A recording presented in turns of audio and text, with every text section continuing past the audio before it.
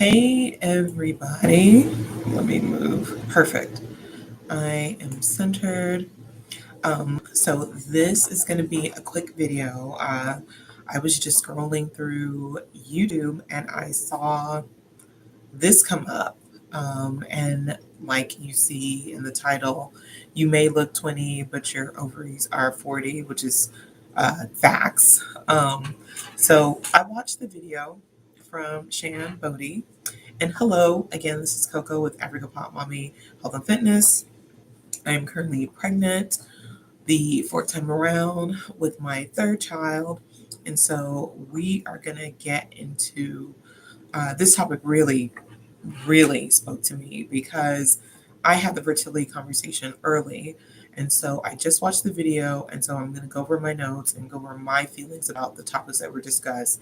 And of course, I have Amazon Prime. I'm most definitely going to watch Harlem when I get home because I have seen the new season, but I've just been so caught up with my son. But anywho, let's get into the video. So, I love the way Shan edited, and hopefully, I'll get to that point where I can edit um, and really know how to get my cuts in order. And I think she might hire someone for that.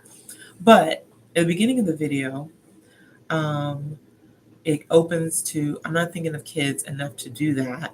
Um, the beginning of the video opens up with a scene from Harlem, the show. Um, And then one of the characters says, I'm not thinking of kids enough to do that. And the doctor says, if I had a nickel for every time I heard that. And that is so true. And oftentimes, for some women, we're staunch and we're like, hey, we're not going to even worry about kids until we have babies or whatever. But until later because I originally thought, and I said to my husband, hey, we're not having kids until I'm 40. I mean, major mistake. And what was I even thinking? Thank God that my husband was able to say, I think we should try sooner than later. But yeah, at a time, every time the doctor said, if I had a nickel for every time I heard that, every time a patient changed their mind about family. And then it shoots to another clip where a lady says, I'm okay with having a baby at 50 or 40. I'm not interested in trying to preserve at 36. That's a red flag, ladies. That is a red flag. We're going to get to that comment. And Shan Boody is hosting an after show. And then a lot of people didn't know about ovarian reserve testing. And then Megan Good spoke about women dying of childbirth. And I don't want to conflate the two because those are two tied with separate issues. Like we jump to the child because it is the most traumatic and the most extreme. But before then, do we even know what ovarian reserve testing is? Do we know that is only one factor when it comes to being able to get pregnant when you are in your 30s? We're going to get into all of that. And then she talks to Dr. Landry, Dr. Nita Landry. She has a book that I do want to check out called Crash Course for Women's Health. And she talks about, you may be 40 and look 20, but your ovaries still function at 40. And I do believe for a lot of women, just because, what they say, 40 is the new 30 or 40 is the new 20 or whatever they say, just because on the outside it may look that way does not mean that that's that way on the inside at all. And so because egg quality and quantity decline over time, which is true for most women, it is true. From the studies that have been done, that is true. And so she's talking about that ovarian reserve testing. All it tests is how many egg follicles, actually, because we cannot count eggs because they are, I forgot the technical term, but they are so small that we do not have the instruments to physically see them. But you can see the egg follicle counting. There are blood tests to determine, I forgot the name, and I'm gonna do go over it again because it's been such a long time and I really didn't pay attention. But I'll speak to my fertility specialist so that when I share my story, we can go over all the tests that she initially did for my protocol. And just because you have either a high number of eggs or low quality eggs does not mean that you're not able to get pregnant, because there's so many other factors that go into that. And so, but it is true that biology still has not caught up to technology in terms of how we decay. And even outside of fertility, naturally, your body breaks down. And then the older you get more illnesses. You know, certain things shut down, certain things break down because we are mortal. We're not immortal. Our bodies do not last forever, but we do try, and because of modern medicine, we can preserve it for longer than previous generations. But again, the older we get, our bodies just naturally tend to break down, and naturally things tend to go, you know, more things happen with that. Okay.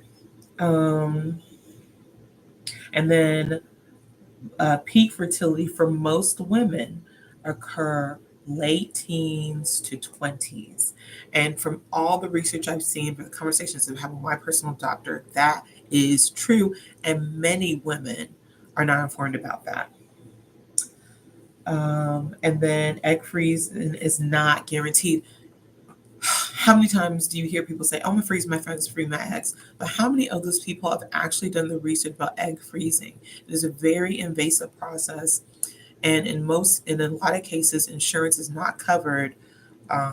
Insurance does not cover it. It does not cover that procedure, depending who your employer is, and if it does, typically you are in like a tech company or a big private employer, like, you know, the Forbes 500 company, to be able to get those benefits if you can. If not, you are looking at including the cost of medication and doctor's visits, on average maybe 10 to 15,000 per cycle. Okay. And so and then even with that, when it comes to egg freezing, the probability of the egg being, when you unfreeze it, for it to form an embryo and for the embryo to implant is maybe hovering around 30%. So we really have to understand and do the research when it comes to egg freezing. That is not a given, that is not a stamp of approval. Because even with IVF, meaning that an egg has been matched with a sperm in the lab, or really in a petri dish, and implanted in a uterus, that success rate on average hovers around 50% and goes down the older that you get. So we'll get into all of that, because I really want to break it down, because there's a lot of misconceptions. It's like, oh, I can just freeze my eggs and everything will be fine. No, no, no, no. There's a lot more that goes into it than that. Okay, and then they talk about fibroids that are higher in African American women. I also had fibroids that had to be removed after the birth of my first son. Um, yeah, after he died, then they went back through my C-section to remove the fibroids. And and again, they can see an approximation, but they don't really know what's going on until they cut you open and see what's going on in your uterus. Um, and so that was the conversation with Dr. Nita, which I thought was amazing, and I can't wait to look her up and then read her book. But then they switched to a panel conversation, and this is what got to me because I just watched the video. One of the women said, she was in blue. She said that, oh, and excuse me, fibroids are non-cancerous tumors that grow in the uterus. She said that because she would have she would feel that it would change her approach for certain relationships, um, that she would feel pressured to have a baby sooner than she wanted to. Oh, and this was the woman that made the comment about, I'm okay with having a baby at 50 or 40. Ma'am, the chance of you having a baby naturally, now again, we didn't mention if there's assisted reproductive technology, is very low. Low, low, low, low. Flow rider low. I think at 50, the chances are less than 1%. And then even with reproductive technology, the chances of having a baby with your own eggs is around or less than 1% at 50. So I don't know where, I mean, actually, I do understand. There's like a fear to realizing the truth, but there's power when you've realized the truth about what it means to know where you're at. But that really struck, and yeah, it's going to change your approach because you realize you don't have as much time just to be doing whatever it is that you want to do. If you want to have your own biological children. Now, again, there's different ways of being a mother, and I don't knock none of the ways, but if you want to have your own biological children, yeah, time is of the essence. And at 36, after 35, from the data that's currently there, your eggs substantially decrease. I forget the rate, and we're going to go more into it. Significantly every 2 years after 35, and then by 40, it's like you may have 25% of the eggs that you were born with, if that. I mean, it gets drastic. So to say 50 or 40 is really being ignorant of the fertility of most women. And that's why, and I'm glad that Shan just kind of said, um, you know, that's why it's good to know the information so that you can determine what you're going to do with that information. Another woman said, she's turning 35, a year of freedom, wants to be free from the pressure. So that's why she's freezing her eggs to have insurance on for later pregnancy. That's not how it doesn't work that way at all. There's no guarantee. It may help to increase your odds, but not in an astro is not over 50% even. Like that's why I created this channel, to share my experience, and then to also to share knowledge that many women are not even closely aware of or even understand. That when she said that, I was scared, and I do understand because again, most women do not know that, but that threw me. I was like, ooh, we really, girl. Again, me personally went through 2 rounds of IVF, went through 5 embryo transfers.